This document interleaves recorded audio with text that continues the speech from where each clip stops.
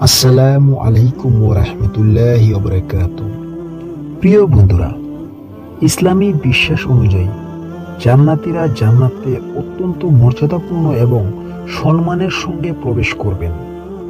কোরআন এবং হাদিসে এ বিষয়ে অনেক বর্ণনা এসেছে, যা দ্বারা জান্নাতীদের জান্নাতে নিয়ে যাওয়ার প্রক্রিয়া এবং তাদের সম্মানিত অবস্থান সম্পর্কে ধারণা পাওয়া যায়। যারা ঈমানদার এবং সৎকর্মশীল, মৃত্যুর পর তারা প্রথমে কবরের আযাব থেকে মুক্তি পাবেন। কিয়ামতের দিন তাদের আমলনামা ভালো অবস্থায় থাকলে তারা আল্লাহর করুণা এবং দয়াপ্রাপ্ত হয়ে জান্নাতে প্রবেশের জন্য নির্বাচিত হবেন।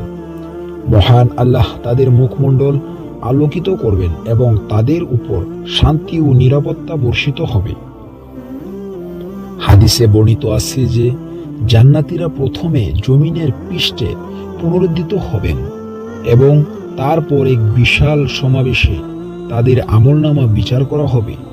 এরপর তারা সঠিকভাবে ফুলছিরাত অতিক্রম করবেন। যাদের আমলনামা সঠিক তারা সহজে এবং দ্রুত সেই পথ অতিক্রম করবেন, যেখানে অন্যরা সমস্যার সম্মুখীন হবে। জান্নাতের 8টি দরজা রয়েছে। এর প্রত্যেক দরজা একই রকম সৎকর্মীদের জন্য নির্ধারিত।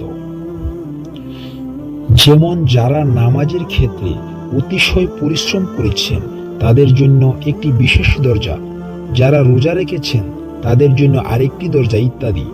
হাদিসে বর্ণিত আছে, নবী মুহাম্মদ সাল্লাল্লাহু আলাইহি ওয়াসাল্লাম জান্নাতের দরজা খুলতে সুপারিশ করবেন এবং জান্নাতীরা সম্মানের সঙ্গে সেই দরজা দিয়ে প্রবেশ করবেন। সুবহানাল্লাহ। ফেরেশতারা জান্নাতীদের অভিনন্দন জানাবেন এবং শান্তির বার্তা দিবেন। তারা বলবেন, সালামুন আলাইকুম, তোমাদের উপর শান্তি বর্ষিত হোক, যা দিয়ে তাদের জান্নাতে স্বাগতম জানানো হবে।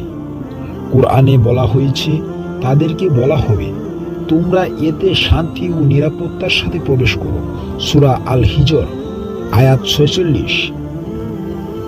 জান্নাতে প্রবেশের সাথে সাথেই জান্নাতীদের সম্মানে জান্নাতের অপূর্ব সৌন্দর্য এবং সমস্ত সুখ সুবিধা অনুচ্ছিত হবে। সেখানে থাকবে বিভিন্ন ধরনের ফলমূল, ঝর্ণা এবং আরামদায়ক পরিবেশ ইত্যাদি। হাদিস শরীফে বলা হয়েছে, জান্নাতীরা যা চাইবেন তা তাদের কাছে উপস্থিত হবে এবং সেখানে কোনো ক্লান্তি বা দুঃখ থাকবে না। জান্নাত হলো চিরস্থায়ী সুখের স্থান। জান্নাতীরা সেখানে অনন্তকাল অবস্থান করবেন, কখনো সেখান থেকে বের হতে হবে না। মহান আল্লাহ তাআলা তাদের উপর তার বিশেষ রহমত ও অনুগ্রহ বর্ষিত করবেন। সর্বশেষে মহান আল্লাহ তাআলা মুসলমানদের জন্য জান্নাতের সুখময় জীবন লাভ করার আশ্বাস দিয়েছেন, যদি তারা ঈমান ও সৎকর্মের উপর অটল থাকে। ইসলামী বিশ্বাস অনুযায়ী জান্নাতে জান্নাতীদের জন্য অসংখ্য নিয়ামত থাকবে, যার মাধ্যমে অন্যতম হলো বিভিন্ন ধরনের সুস্বাদু খাদ্য এবং পানীয়। কুরআন এবং হাদিসে জান্নাতের খাদ্য সম্পর্কে অনেক বর্ণনা পাওয়া যায়, যা জান্নাতীদের জন্য একটি চিরস্থায়ী আরাম ও আনন্দের প্রতীক। কুরআনে বহুবার জান্নাতের খাদ্য, বিশেষ করে ফলমূলের কথা উল্লেখ করা হয়েছে। মহান আল্লাহ তাআলা বলেছেন, জান্নাতে জান্নাতীদের সামনে অসংখ্য ফলমূল উপস্থিত থাকবে। কোরআনে বলা হয়েছে, তাদের জন্য সেখানে নির্দিষ্ট ফলমূল থাকবে এবং তারা যা চায় তাই পাবে। সূরা ইয়াসিন আয়াত 57। তাদের জন্য জান্নাতে যে ফলগুলো ইচ্ছা করবে তাই উপস্থিত থাকবে এবং মাংস যা তারা চাবে তা তো দেওয়াই হবে। সূরা আত-তুর আয়াত 22। এই ফলগুলো স্বাদে ও সৌন্দর্যে পৃথিবীর যে কোনো ফলের চেয়ে অনেক গুণ উন্নত হবে এবং তারা যখনই তা খেতে চাইবে সাথে সাথে তাদের সামনে তা হাজির করা হবে। তারা এক ধরনের ফল খেয়ে আরেক ধরনের ফল পেতে চাইলে সেটিও তাদের সামনে হাজির হবে। সুবহানাল্লাহ। জান্নাতীদের জন্য বিভিন্ন প্রকারের মাংস পরিবেশন করা হবে। হাদিসে বর্ণিত আছে যে বিশেষত পাখির মাংসের উল্লেখ পাওয়া যায়। পাখির মাংস অত্যন্ত সুস্বাদু ও নরম হবে এবং জান্নাতীরা যখনই তা খেতে চাইবেন তাদের সামনে হাজির করা হবে। তাদের সামনে পাখির মাংস যা তারা পছন্দ করতে থাকবে। সূরা আল ওয়াকিয়াহ আয়াত 21। জান্নাতে জান্নাতীদের জন্য থাকবে বিভিন্ন রকমের সুস্বাদু পানীয়।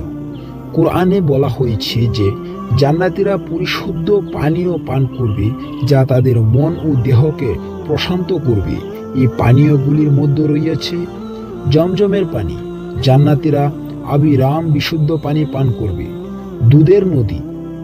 দুধের নদী থাকবে যা কখনো পুজবে না। মধুর নদী, জান্নাতে মধুর নদী থাকবে যা অত্যন্ত মিষ্টি ও স্বাদে অতুলনীয়। মদ, কোরআনে উল্লেখ করা হয়েছে যে জান্নাতের মদ পৃথিবীর মদের মতো ক্ষতিকর বা নেশাযুক্ত হবে না, বরং এটি হবে বিশুদ্ধ এবং তা পান করে জান্নাতীরা আনন্দ অনুভব করবেন। কোনো নেশা বা অসুস্থতা অনুভব করবেন না। তাদের পরিবেশন পরিশুদ্ধ পানীয়। সূরা আদ-দাহর আয়াত 21। জান্নাতের অন্যতম একটি সুস্বাদু খাদ্য হিসাবে থাকবে মধু।